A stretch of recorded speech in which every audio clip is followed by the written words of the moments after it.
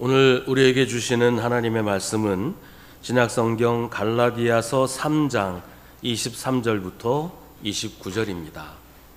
하나님의 말씀을 봉독하겠습니다. 이 말씀을 통해 하나님의 음성을 들으시기 바랍니다.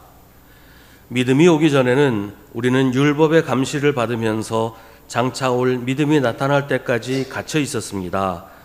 그래서 율법은 그리스도께서 오실 때까지 우리에게 개인 교사 역할을 하였습니다. 그것은 우리로 하여금 믿음으로 의롭다고 하심을 받게 하시려고 한 것입니다. 그런데 그 믿음이 이미 왔으므로 우리가 이제는 개인 교사 아래에 있지 않습니다.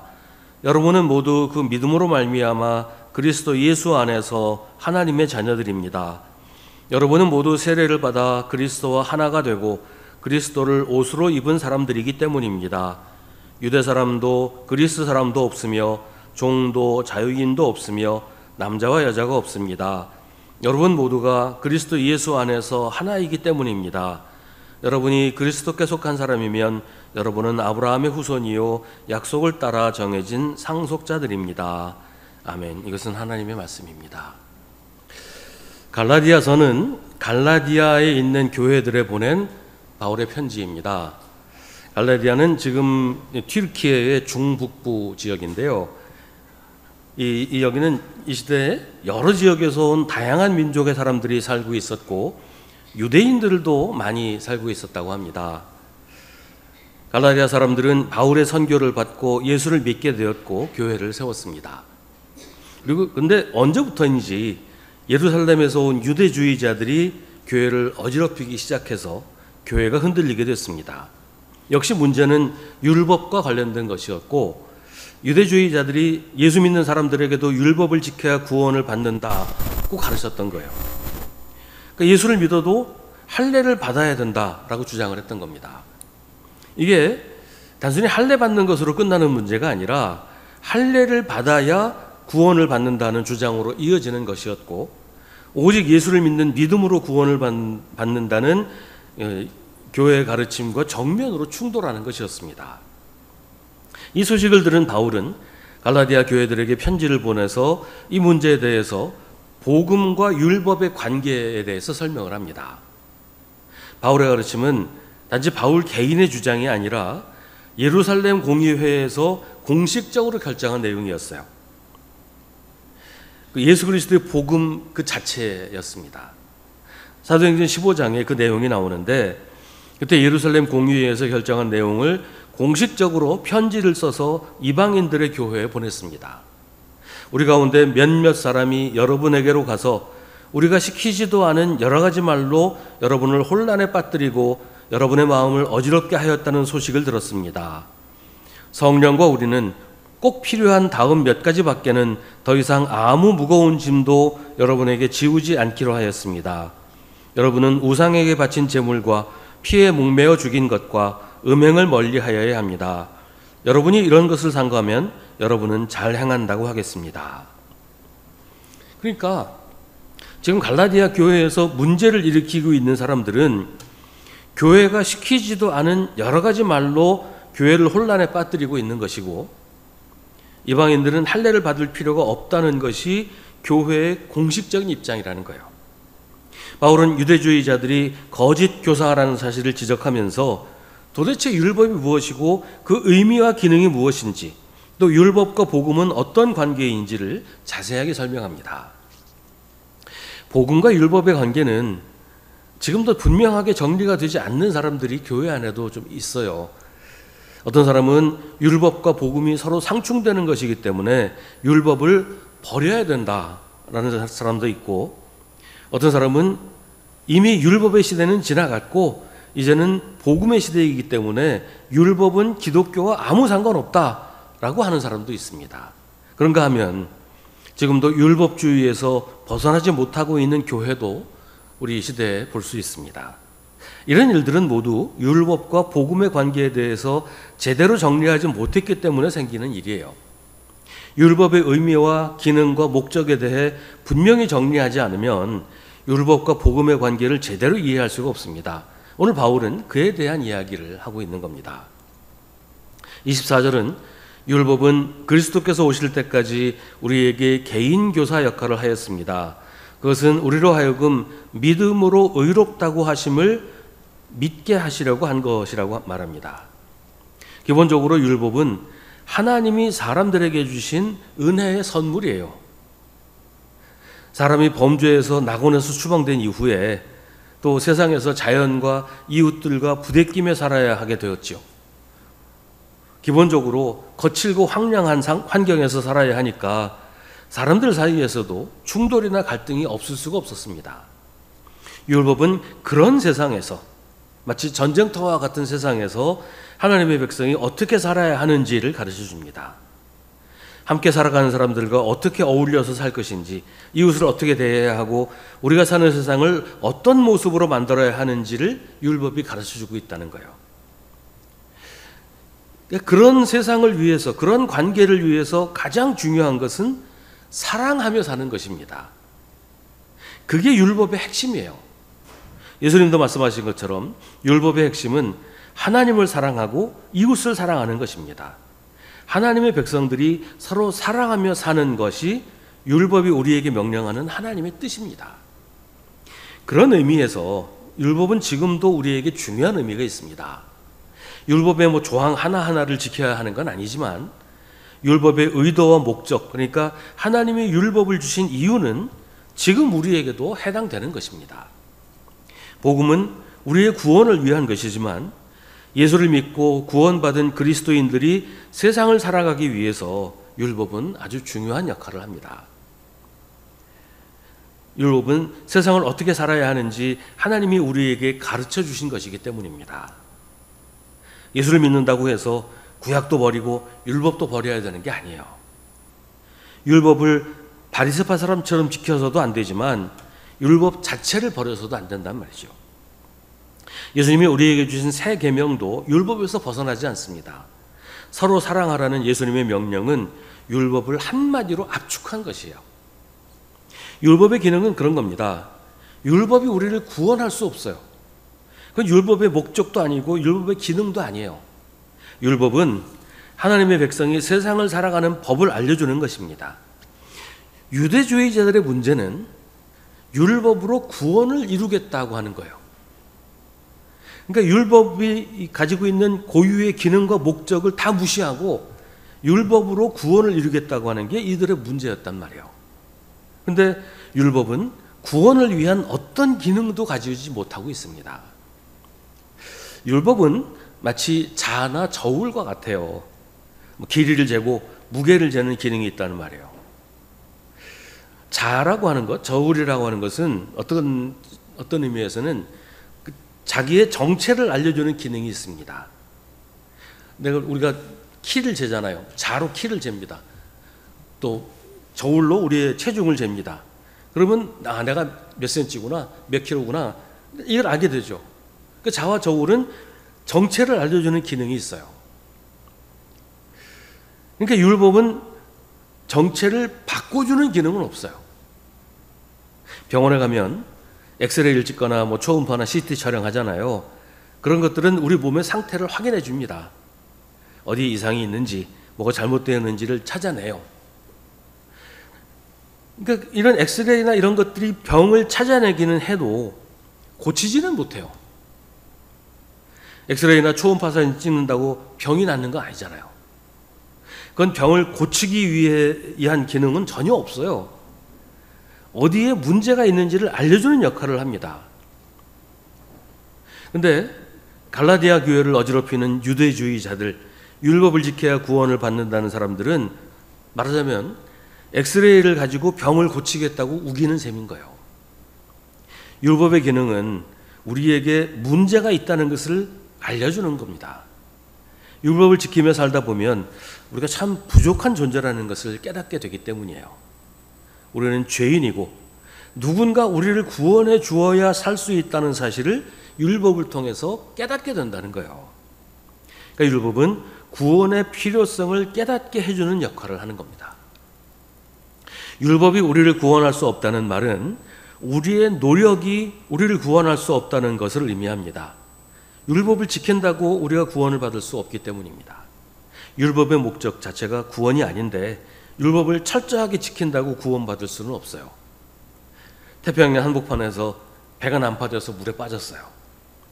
거기서 물의 깊이는 얼마고 해류는 어느 쪽으로 가고 있고 이런 정보들을 많이 가지고 있으면 살아날 수 있습니까? 거기서 살아나기 위해서는 구조선이 와서 우리를 건져 주어야 돼요. 우리가 바다에 대한 지식이 아무리 많아도 그 지식이 우리를 구해줄 수 없어요. 율법은 구조선이 아닙니다. 내가 물에 빠졌다는 사실을 알려주고 누군가 와서 우리를 구해주어야 살 수 있다는 것을 깨닫게 해주는 게 율법이에요. 구원은 오직 예수 그리스도를 믿는 믿음으로 얻을 수 있습니다. 우리를 구원하는 것은 율법이 아니라 그리스도 예수입니다. 바울은 율법이 우리에게 개인교사 역할을 했다고 합니다. 율법이 우리에게 개인교사로서 가르쳐주는 것은 우리가 믿음으로 의롭다고 하심을 받아야 한다는 것이고 믿음으로 의롭다 하심을 받을 수 있다는 것입니다. 율법은 가르쳐줄 뿐 구원하는 것이 아닙니다. 그런데 그 믿음이 이미 왔으므로 우리가 이제는 개인교사 아래에 있지 않다고 바울은 말합니다. 우리가 이미 예수를 믿기 때문에 이제는 그 믿음으로 말미암아 그리스도 예수 안에서 하나님의 자녀입니다. 율법은 우리를 하나님의 자녀로 만들어주지 못합니다.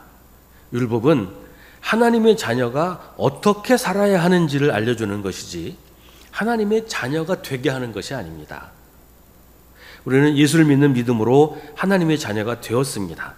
하나님의 자녀가 되었으니 이제는 하나님의 뜻대로 하나님의 인도하심을 따라 살아야 하는데 그것을 율법이 우리에게 알려준다는 말이에요. 하나님을 사랑하고 서로 사랑하며 살아야 한다. 율법의 조항들을 그런 관점에서 보면 어떻게 하는 것이 사랑하는 것이고 어떻게 하는 것이 사랑하지 않는 것인지를 알려주는 내용들이에요. 여러분 나중에 집에서 성경 읽으실 때 창세기 출애굽기 이제 다 읽고 민수기부터는 이제 율법 나오잖아요. 그러니까 지루하고 그러니까 건너뛰어서 넘어가지 마세요. 민수기부터 쭉 읽으면 우리가 어떻게 세상에서 살아가며 사는 것인지 어떻게 하는 것이 사랑하는 것인지 어떻게 하는 것이 사랑을 깨는 것인지를 가르쳐주는 내용들로 가득 차 있어요. 이제 그런 관점에서 그걸 읽어야 된다는 겁니다. 여기서 바울은 이야기를 좀 더 확대시킵니다.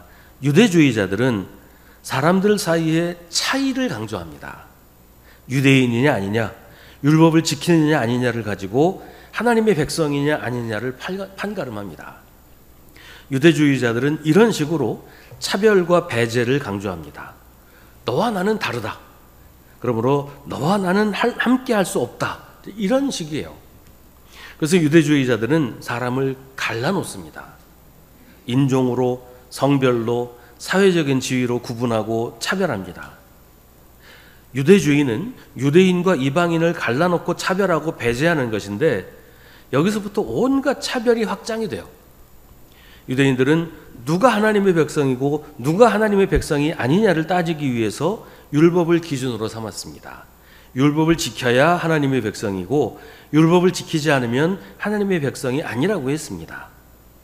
하나님이 율법을 주신 목적은 내가 얼마나 부족한가를 알게 하기 위한 것인데 유대주의자들은 율법을 다른 사람이 얼마나 부족한가를 확인하기 위한 것으로 이용을 했다는 거예요.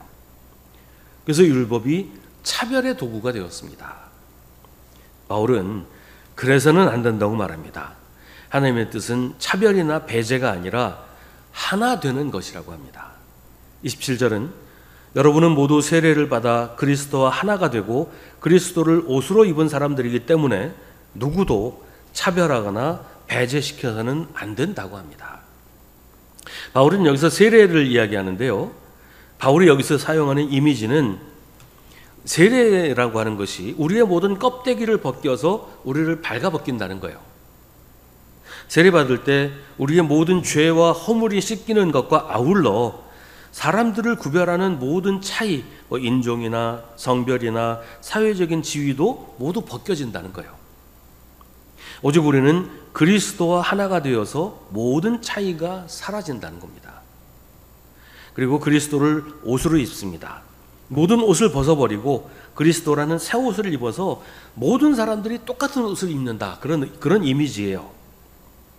더 이상 아무런 차이도 없고 아무런 차별도 없게 됩니다. 그래서 아무도 다른 누구를 차별하거나 혐오할 수 없게 되었습니다.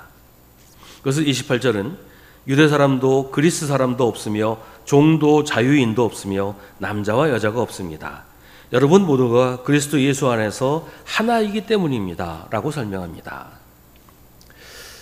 예수를 믿는다고 인종이 달라지는 건 아니에요. 성별이 똑같아지는 것도 아니에요. 사회적인 신분 자체가 없어지는 것도 아니죠. 하지만 더 이상 그런 것들은 차별의 조건이 되지 못한다는 겁니다. 차이는 존재하지만 차별은 없습니다. 모두가 그리스도 예수 안에서 하나이기 때문입니다. 에베소서는 이것을 좀 더 자세하게 설명합니다. 그리스도는 우리의 평화이십니다. 그리스도께서는 유대 사람과 이방 사람이 양쪽으로 갈라져 있는 것을 하나로 만드신 분이십니다. 그분은 유대 사람과 이방 사람 사이를 가르는 담을 자기 몸으로 허무셔서 원수된 것을 없애시고 여러 가지 조문으로 된 계명의 율법을 폐하셨습니다.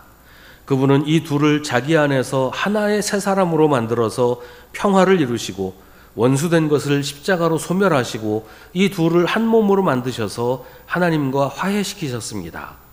그분은 오셔서 멀리 떨어져 있는 여러분에게 평화를 전하셨으며 가까이 있는 사람들에게도 평화를 전하셨습니다.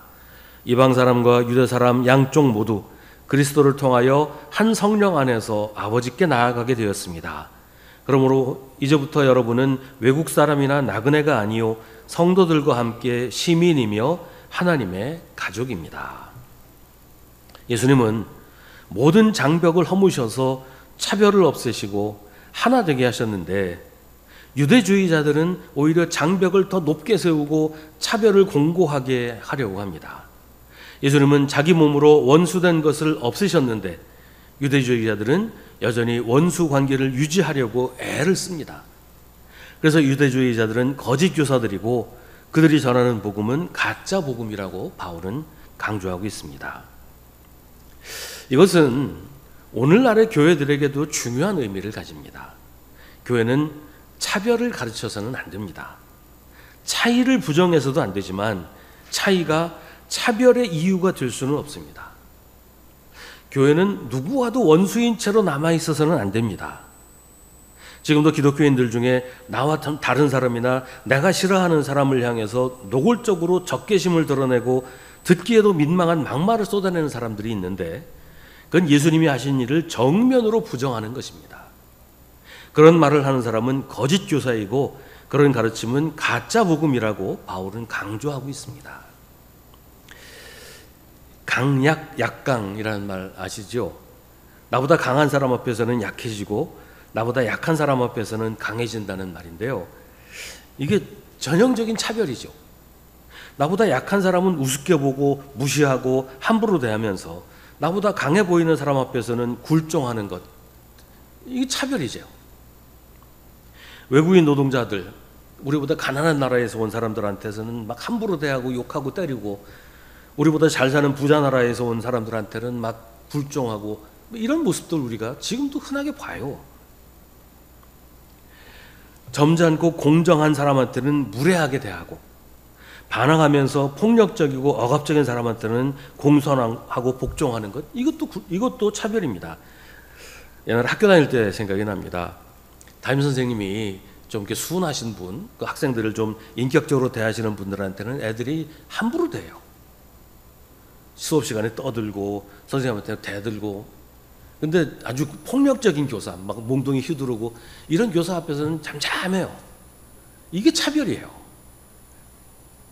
근데 이런 모습이 지금 우리에게는 없냐는 거예요. 우리 마음에 이런 생각이 없다고 장담할 수 있을까요? 우리의 믿음은 사람을 차별하고 배제하는 것이어서는 안 됩니다. 율법주의자들처럼 자기들만의 기준을 가지고 사람을 판단하고 정죄하지 말아야 합니다. 우리를 구원하시는 건 예수님입니다. 우리의 구원은 얼마나 바르게 살았는지, 얼마나 엄격하게 살았는지에 달린 게 아니에요. 우리를 구원하는 믿음은 오직 예수 그리스도를 믿는 믿음입니다.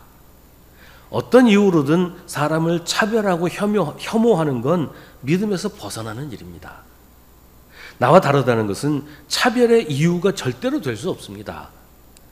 차이를 인정하고 존중해야지 차별하거나 혐오하지 말아야 합니다. 우리는 그리스도와 하나가 되고 그리스도를 옷으로 입은 사람들입니다. 우리 가운데는 유대 사람도 그리스 사람도 없으며 종도 자유인도 없으며 남자와 여자가 없습니다. 우리 모두가 그리스도 예수 안에서 하나입니다. 우리가 할 일은 차별하고 배제하고 혐오하는 게 아니라 성령께서 하나 되게 하신 것을 굳게 지키는 것입니다. 하나 되는 것은 우리 마음에 있는 미움과 혐오심을 버리는 것이고 원수인 채 남아있지 않고 사랑하고 품어주는 것입니다. 우리가 아직 죄인일 때 우리를 위해 십자가에 달리신 예수 그리스도를 생각해야 합니다. 예수를 믿는 사람이라면 더욱 그래야 합니다. 기도하겠습니다. 하나님, 우리 안에 아직도 남아있는 미워하는 마음과 싸우려는 생각을 버릴 수 있게 도와주시옵소서. 차별하고 무시하는 습관도 버리게 하여 주옵소서. 예수님이 주신 새 계명대로 사랑하며 살기 원합니다. 저희에게 주님의 마음을 주셔서 서로 이해하며 용서하게 하옵소서. 주님 안에서 하나라는 사실을 기억하며 성령께서 하나 되게 하신 것을 굳게 지키게 하옵소서. 예수님의 이름으로 기도합니다. 아멘. 우리 주 예수 그리스도의 은혜와 하나님 아버지의 사랑과 성령의 사귐이 주님을 예배하는 사랑하는 주님의 자녀들에게 언제나 언제까지나 함께 하시기를 간절히 축원하옵나이다. 아멘.